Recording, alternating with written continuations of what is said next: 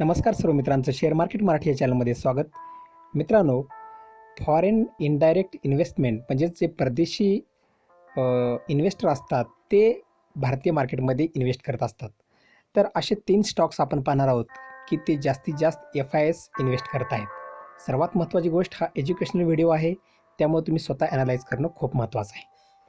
तर मित्रांनो, जे फॉरेन इन्व्हेस्टर जास्तीत जास्त भारतीय शेअर मार्केटमध्ये गुंतवणूक करत आहेत ते काही शेअर्समध्ये करत आहेत.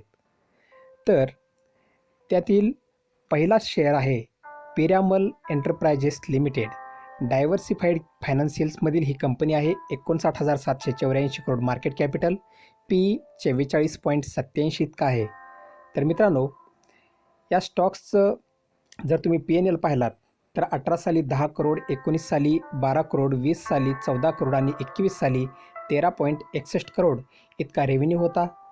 तर प्रॉफिट थोडंसं कंपनीचं कमी आहे. चार्ट पॅटर्न जर पाहिलात तर मॅक्झिमम या कंपनीनं आत्तापर्यंत 1940% इतके रिटर्न्स दिलेलं आहे. त्यामुळं या स्टॉक्सवर तुम्ही अवश्य नजर ठेवू शकता.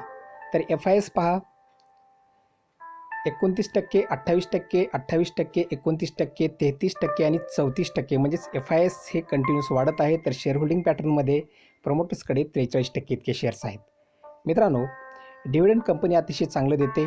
2017 साली ₹21, 18 साली 26, 19 साली 28, 20 साली 14 आणि 21 साली ₹33 डिव्हिडंड कंपनी दिलेला आहे. चार्ट पॅटर्न बघा, जवळपास ₹2400 एक स्ट्रॉंग बेस आपण म्हणू शकतो. जेव्हा हा स्टॉक्स ₹2400 येईल त्यावेळेस तुम्ही अवश्य खरेदी करू शकता. तर आपण अशा वेगवेगळ्या कंपन्यांमध्ये आपला पोर्टफोलिओ आपण डायव्हर्सिफाईड करणं खूप महत्त्वाचं आहे. नंबर 2, या कंपनीचं नाव आहे Aegis Logistic Limited. Oil gas storage and ट्रान्सपोर्टेशनमधील कंपनी आहे. 8,248 करोड मार्केट कॅपिटल, पी कंपनीचा 36.92 इतका आहे. 18 साली कंपनीचा रेव्हेन्यू 4.80 करोड, 19 साली 5.62 करोड, 20 साली 7.22 करोड आणि 21 साली 3.88 करोड. जर तुम्ही प्रॉफिट पाहिलात तर सरासरी 0.20 करोडच्या आसपास आहे. मित्रांनो, मॅक्झिमम या कंपनीनं 21,162% इतकं रिटर्न्स दिलेलं आहे. चार्ट पॅटर्न बऱ्यापैकी ठीकठाक आहे. त्यामुळं तुम्ही अशा शेअर्समध्ये गुंतवणूक थोडंसं विचारपूर्वक करू शकताय. तर शेअर होल्डिंग पॅटर्नमध्ये प्रमोटर्सकडे 58% शेअर्स आहेत आणि FIS जर तुम्ही पाहिलात तर 12, 13, 14, 14, 15 आणि 16.12% इतकी ती वाढवलेली आहे. मित्रांनो, डिव्हिडंड कंपनीनं चांगलं दिलेलं आहे. 19 साली 0.50 पैसे, 19 साली परत 0.90 पैसे, 20 साली 0.50 पैसे, 20 साली 1.20 पैसे आणि 21 साली ₹2 इतकं डिव्हिडंड दिलेलं आहे.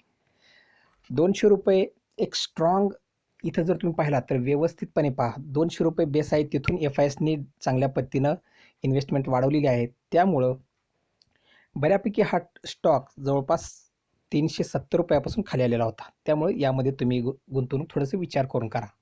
नंबर 3ची कंपनी आहे अतिशय दिग्गज अशी टाटा या ग्रुपची कंपनी. टाटा कम्युनिकेशन्स टेलिकम्युनिकेशन सर्व्हिसमधील कंपनी आहे. 36,360 करोड मार्केट कॅपिटल, PE 29.07 इतका आहे.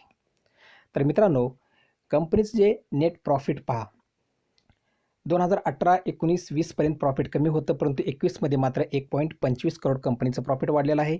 रेव्हेन्यू 17 करोड, 16.59 करोड, परत 17 करोड. त्यामुळं या कंपनीमध्ये तुम्ही गुंतवणूक अवश्य करू शकता. 242% मॅक्सिमम रिटर्न्स या कंपनीने दिलेला आहे. टाटा या दिग्गज ग्रुपची ही कंपनी आहे.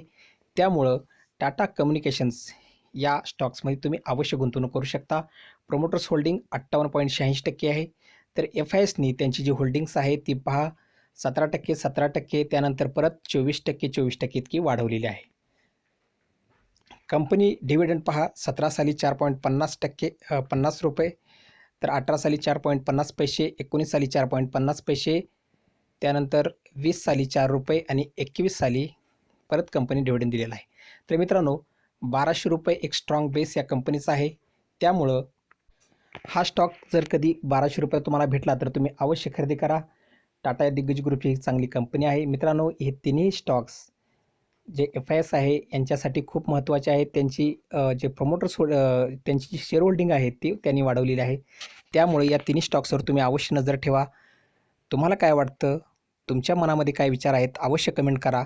व्हिडिओ आवडला तर मित्रांनो शेअर करा, चॅनल सबस्क्राईब करा, त्याचबरोबर कमेंट करायला विसरू नका. धन्यवाद.